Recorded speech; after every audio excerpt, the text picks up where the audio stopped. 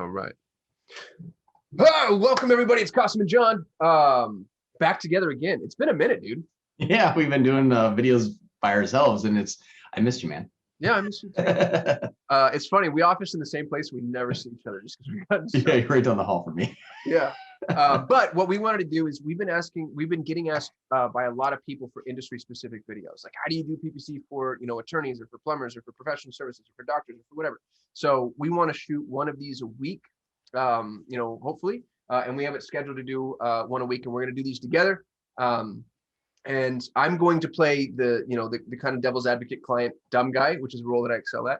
And John's going to play the smart guy and kind of explain some of our strategy behind each of the clients. My note for you before we dive into it is we're only going to present on industries that we know.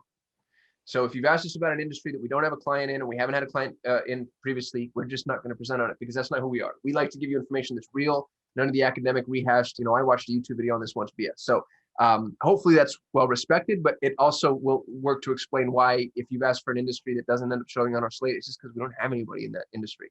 You can go send us that client and we'll work with them, and then we'll shoot that video. But today, what are we doing, John? Attorneys?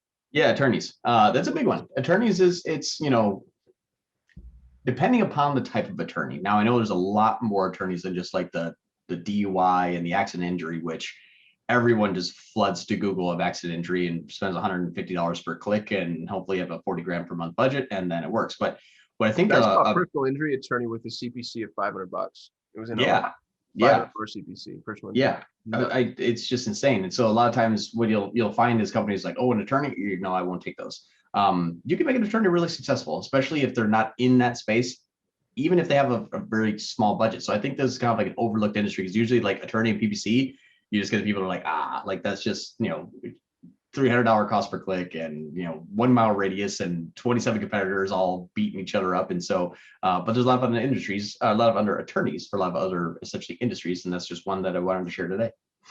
Let's do it. So what practice areas, the attorney that we're about to show, and we'll veil their identity obviously, but what practice areas are they in? This is in family law and estate planning and probate and trust. Cool. So the nice part about this is there's a lot less of these type of attorneys on Google Ads. And I think it's just because they have word of mouth, they have their big book of business that give them good referrals, and they grow organically and they grow really, really well. But Google Ads works for them just as well as any other industry, essentially. And so what you'll find here is I'm just pulling up a date range, February 1st through April 19th. Between February, March, and then almost halfway through April, they've only spent $4,500. So this is basically about $1,200 to $1,500 per month in terms of budget. Not, or actually I think it was like $1,700, not that much budget. And so, but you can make them really successful because your cost per click is, you can get that down to, $4.34. Now, you still start to see some of the areas that get into a higher cost per click. Family law is at 8, estate families at 12, probate and trust is at 17. You'll notice that I just didn't really add any more ad spend to this campaign, and that's just to make sure that I've used the budget. But here's the secret behind this industry. Hypersegmentation. Hypersegmentation will allow you to win either for your own client or your own business. If you're an attorney, if you're running your own Google Ads, don't call us. But but what you want to do is be hyper specific. And so as an example, and I'll just go into the family law and just pull up a keyword. We have a lot of keywords in here.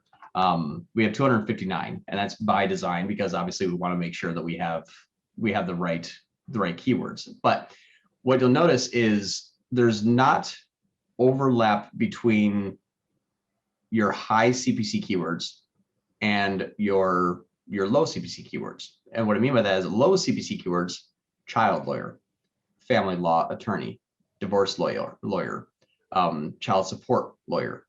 Now, child support lawyer, as an example, this one is at $13 per click, but family lawyer near me, it's $1.21, $1.22 per click. But what if I just said lawyer near me? What would happen to that CPC?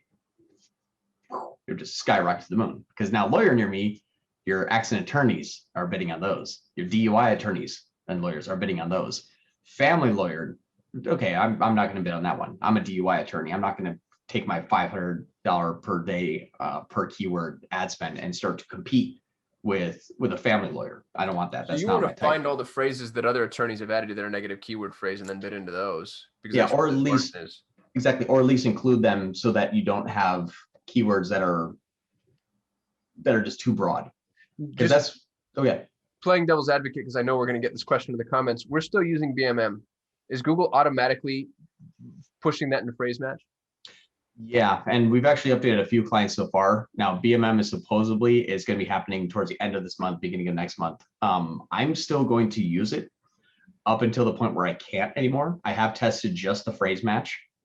It doesn't work as well, and I think that's because Google just hasn't fully switched over yet, possibly. But a good way to prepare for phrase match when BMM is deprecated is by identifying all the positive search terms that you had, obviously adding those as phrase, but taking your existing broad match modified key phrases and then adding them obviously as a phrase, but then switching them back, doing the reverse.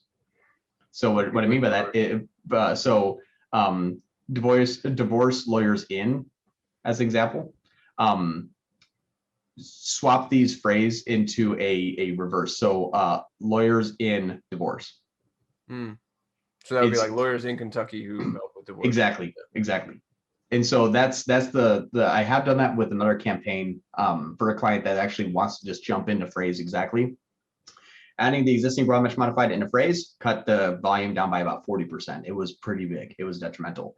But when we added the reverse of those phrase matches, meaning just write them the opposite direction. Yeah, so child support attorney becomes attorney child support. Exactly. And now you show up for a lot more phrases because the way that people search, before it was like, it doesn't really matter as long as it's included. But now we're saying, there's the reason that at the end of the month, phrase match is going to get more expansive because they're rolling broad match modified into it. So I hope, yeah. Well, I hope and I hope not, dude. Like it's gonna get. Look what they've done with exact match and just like all the junk that they're bringing in. It's just we're losing so much control. But it goes back to exactly what you said at the beginning. If you want to be successful as an attorney, hyper segmentation. Yeah. And then you do that for estate planning as example. The estate planning is estate attorney, elder law, probate attorney, estate planning attorney. You're not going to shoot up into the $50, $80, $120 per clicks, and that's where I think a lot of people get scared off in this industry. Is like, well, no, I can't take on any lawyers, and every single lawyer I've ever had was always $120 per click. Well, that's because possibly you're looking at lawyers named your best lawyer, top lawyer, whatever it is, but best attorney, most reviewed attorney. You're going to compete with everybody, even if their broad match modified is DUI attorney near me, and you're bidding on attorney near me. You're now overlapping. You're competing.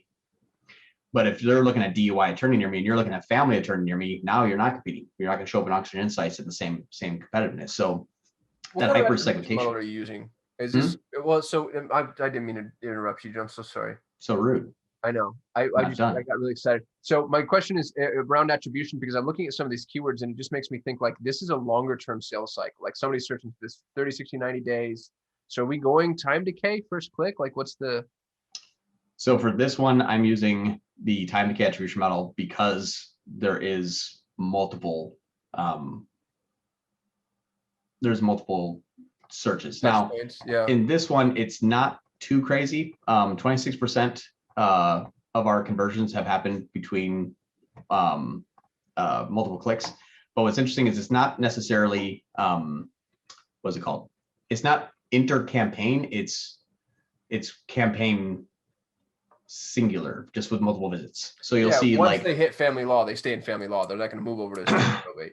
Right. So what I'm using it is the DSA. There's like 2 visits here, 2 to brand, obviously, 2 to estate, 2 to family law, and then you got estate back to brand because people Google this and said, this is the company I want to go for, and then Google their branding. But then you got family law 3 and then DSA 3. So with using time decay, I get to look at what was the keyword specific that they started with, and then the keyword that they ended with. I don't really care too much if they come back and Google the brand name, and that doesn't really happen that often. They're actually their time to conversion is actually really short. Hold on, let me go back to campaigns here. And of course, it's not going to give me my metric that I'm looking for. Let me just see if I can pull. While you're doing that, I just want to make a comment for those watching. Notice the way this campaign is structured. We've got a different we're separating the campaigns on a practice level, which goes right back to what John was saying earlier about hypersegmentation. So family law is a separate campaign than estate planning, which is separate than probate and trust. And then, John, I imagine that the ad groups are split up with even further levels of granularity, right? Like if there's different ways to articulate family law, or is that not the case? Oh yeah, and that's the thing with family law and estate planning. Like the ad group structure is just as. Oh, look at that. Yeah, the ad group these aren't keywords. These are ad groups. These are groups of keywords. Like, I mean, look at the work. What the hell is chins? Child. I forget exactly what it was. This one's but it's like a real thing. It's a real thing, yeah. Doesn't give any conversions, but it's real. I'll have to look at the acronym. It's a type of lawyer. Specializes in chins law. Child in need of services. Got it. Yep. I was like child something. I forget exactly what it was, but it was essentially child based. But that's the big thing. Is what's nice about this is I know that family law attorney is going to be your standard. People go to Google, I'm like, I need a family law attorney, and that's the most commonly searched thing. That's the most impressions, most clicks, most conversions, and then click share is still pretty high. But you get family law, child custody lawyer, and then like child support, child support attorney, child support lawyer, child support. When you have that hyper segmentation, you're allowing yourself to say, what is my cost per conversion? Child support is really good, but we have 33% click share, and we're only hitting 71 impressions since February, so not that highly searched, but good click-through rate and good conversion rate and good cost per conversion when it does happen. But you want to find a good balance of volume and good CPA so that you can achieve your goals in both lead quality and lead quantity, and for a good price. But that hyper segmentation is where it's going to be really, really important. And not only hyper segmentation, but your location size, your location diameter is almost more important than your keyword structure. And I mean that in a really specific way. Here, this client's in Bloomington, Indiana, and we have our surrounding areas here. But the reason why your area is important here is, imagine if I was going to Indianapolis and all the surrounding areas in Indianapolis. Indianapolis, if you look at the area of Indianapolis Metro, you're going to cover here. This is probably 90 times higher the population than these areas out here. And the reason why I'm not going here is because it's super competitive. There's a lot of people searching, and I possibly could get a conversion from this area that would never turn into an actual client. And that's the big thing. If you're slightly too far, you'll still get the conversion, but they won't turn into an actual client. Because no one in Noblesville possibly is going to want to travel to Bloomington. Now, they may call them and say, are you a family law attorney? Can you help me with the case? Yep, actually, let's schedule a consultation. Let's get started. Okay, what time? I'll call you back on Tuesday. We'll get 3 attorneys in there, blah, blah, blah, blah, blah. Okay, sounds good. And then they hang up. And then you're like, oh, good lead. And then during the consultation, wait, where are you guys again? We're in Bloomington. Oh, well, that's an hour and a half away from me. I can't do that. Okay, well, thank you. Now, that's something you're not going to hear. You're going to get the conversion. You're going to get a good conversion rate. You're going to get a good cost per conversion. But when you talk to the client, you're going to possibly get we're getting a lot of leads, but just no one's showing up. And maybe they don't know why, because you might be talking to a different contact there than the actual attorney that's doing the consultation. And so you have to think about your metrics may look good, but your client may still be upset because he says all of these leads you're generating are just not turning into clients. And unless you are asking the right questions to the right person, you may not know why. So make sure your location is relevant enough that is someone going to travel 15 minutes in a rural area? Yeah. Is someone going to travel 15, 20 minutes in downtown Chicago? Probably not. There's probably a rock throw and you can hit 3 attorneys there. So just because you could generate, what's that? Just 3. Yeah, exactly. Just because you're generating the lead doesn't mean that they're actually going to be showing up. And that's another thing that kind of always consider is schedule regular calls with your clients. Go past the point of, well, I dropped the lead off at the door and that's your fault and you didn't close it. I see agencies shooting themselves in the foot all the time from that because they don't have a good working relationship with the client. They send them a report. They say, well, my metrics look good. It must be your attorneys. And that's big because that's another reason why people get scared off from getting into the attorney industry is because it's situational. It's heavily situational. I generated 10 leads, but only one could afford it. So that's the area. Make sure you're looking at the right section. And thinking about being able to afford something, what you'll see is, I think, did we do it in this campaign or do it in the estate planning? I think that's where we started to, hold on. I forget. Let me just go back to all campaigns. We just did this, I think, last week. And there's a lot. Hold on.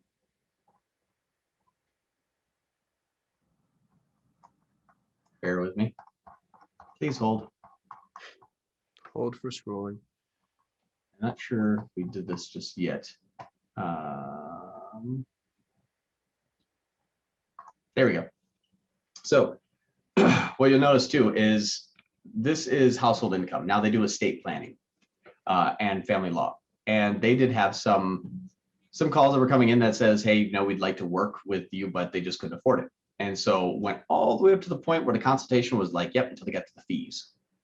And the fees were something that were pushing the clients out the door, essentially, because they are a really good attorney. They've been in business, I think, 30+ years, and they do really good work, but they couldn't afford them, which is not the Google Ads agency's fault. It's not really the lead's fault. It's not the client's fault, but at the end of the day, it doesn't work. So what do you do? And so what we looked at is, I said, well, majority of our conversions, and I'll just do conversions here. Majority of our conversions were coming from the lower 50%. Now, I had one from the 41, 52, and then 8, and then 4, and then 6. This is actually more recently, because what we've been doing is I've added a positive 20% bid adjustment if they're in the top 10% of income earners. And then flip side, let me just go here. Bottom 50%. Bid Yeah. down. And then that's all those at plus 20s. And then you'll see I put a negative 30 on the 41 to 50%, and then lower than 50% in the majority of the campaigns. Do you trust Google's numbers on household income? I do, just because they switched from census to zip code data. That's what I was asking, because when we run Facebook ads, which we don't do in our agency, but I've done as private consulting, as you know, the income data inside of Facebook is garbage. Yeah, absolute garbage. And it used to be garbage inside of Google, because it used to be off of like census data, where it was dependent upon who was filling out what's your household income. It's like, well, people are hiding from taxes. So, I made $6 last year. What are you gonna do? And then you got the 19-year-olds like, well, I'm a millionaire doctor. Like, haha. Yeah. So, and now what they went on, when they're having a household average zip code data. Now, I don't exactly remember what third party. I think it's Nielsen DMA that they're getting their third party data from a zip code perspective. But what I don't do is judge this off of absolutes. So I never did like positive 100 and completely exclude under 40. I just said I'll pay less, because I'm not exactly sure if Google's going to be 100% accurate with it. But if I can pay 30% less and be right, I'm 30% better. If I can pay 20% more and be right, then I'm 20% better. But just hacking off like everybody below 50, my volume is going to drop, which is not going to be good. Or I'll just end up paying twice as much per click, and now I'm like a DUI attorney. So massage it and then see what the outcome is. And a lot of times work with your client. The client also will say, we do have people that can't afford us, but they find the money from friends and family because their child's well-being is at stake. Doesn't mean that they can't afford it. It doesn't mean that they can't afford it, but it doesn't mean that they can't find a way to afford it. So make sure that it's appropriate for your client. Let me play devil's advocate just briefly, if you don't mind. So we've got, family law, estate planning in a separate geography, I'll say, ancillary geography, right? Like they're not right smack dab in the middle of Indianapolis. What if you had a DUI attorney right in the middle of downtown Chicago? Is there hope there, unless they're spending $50,000 a month? There is, but you have to have a client that understands that first position means everything, and they're going to pay for it dearly. Yeah. And they're going to pay for it for the same quality of lead as if that person or that client was paying $1 per click. That's the thing. That's the thing that there's a large disconnect. If you pay $300 per click or $1 per click, doesn't matter. To be first on the page, I would say. So that's the thing, is like your cost per lead is just going to be indicative of how competitive it is. It doesn't mean lead quality is going to be good because you pay $300 a click, and that's what I don't think clients fully grasp. Well, and I'm going to say something that's probably going to lose us some leads. You ready? Yeah. Attorneys are cheap. Like, what is that? Where did that come from? Yeah. When we've dealt with medical professionals before, like you assume, hey, you're of a certain echelon in the world of whatever the professional services, and so they're willing to spend whatever they have to spend for patients. And attorneys, you know, they make good money. I've seen great big law firms with, you know, big ivory tower offices and whatever, and they're like sitting there trying to squeeze us down because we want to charge 4 cents a minute on their call tracking metrics. Like, it's nuts. I know. But what's so funny too is I think, and I might say something too that might lose some people here. We're just sitting here bashing attorney. We're really sorry for an attorney. It's positive for attorney, but people that usually acquire wealth are good with money for a reason. That's you know, dude, attorneys are so combative. Like that's why they got into what it is. Like they're good at, you know, striking the deal and arguing and whatever. So maybe that's people that fight for a living are good at fighting. Well, but to our attorneys, and we have, you know, you're not a client right now, so there's nothing for us to say other than just give you the truth. You got to spend. You got to spend into the ecosystem. And if you're a DUI attorney in Chicago or you're a personal injury attorney in San Francisco, like you're gonna spend some freaking bucks. Now you're gonna make some bucks too because those deals are worth, you know, a lot. DUI attorneys they can make a couple $100,000 a case, you know? Oh yeah. I mean, accident attorneys, you get 20% of a $2 million lawsuit. That's why they spend so much. And that's what everyone's chasing. It's like chasing that lottery. Like if you imagine you have a chance to win $2 million and only 18 people are going to win this $2 million, how much would a lottery ticket cost? $300. That is the best analogy anybody's ever been given ever. That's awesome. So you know what that reminds me of the video that you already shot, which is, and for my attorneys, you have to have a CRM. You have to track your leads. You have to track your lead quality. If you don't play this game. Yeah. You don't get to be, you know, I mean, if you don't want to play flag football, that's cool. Go out to the park. You can wear your dress shoes. You can wear flip flops. But if you're going to play in the NFL, you got to have some pads. You have to do a little bit of training. You know what I mean? Like some of y'all are trying to play at a professional level without any of the necessities. So if you don't have a CRM, if you don't have a sales team, if you're not following up on leads, if you're not actually gauging lead quality, you can't play here at $500 a click. You're just going to hemorrhage money. The best analogy, I don't even know if it's an analogy, just like the best way to interpret if this is right for you is a campaign delivering you a 10% conversion rate. Fantastic. 10%, 11%, 11.65 breaks into the top 10% of all Google advertisers running right now. I mean, 11.65 is like upper echelon. If you got a 10% conversion rate, just imagine, well, let's just say 11%. If you get 11% conversion rate, you are awesome. You're kicking butt. At $100 per click, the cheapest your lead is going to be is $1,000. So just remember that. The best case scenario at $100 per click with a 10% conversion rate, 10 clicks, a lead. 10 clicks, $100, $1,000 per lead. If you're not willing to say that is possibly one of the best I'm able to achieve, then there's your answer. If you're willing to play the game. That's a really good point. Yep. Yeah, just back into the math. Exactly. Cool. Because I think that you could take a year to get there and say, this is going to work. I just saved you a year.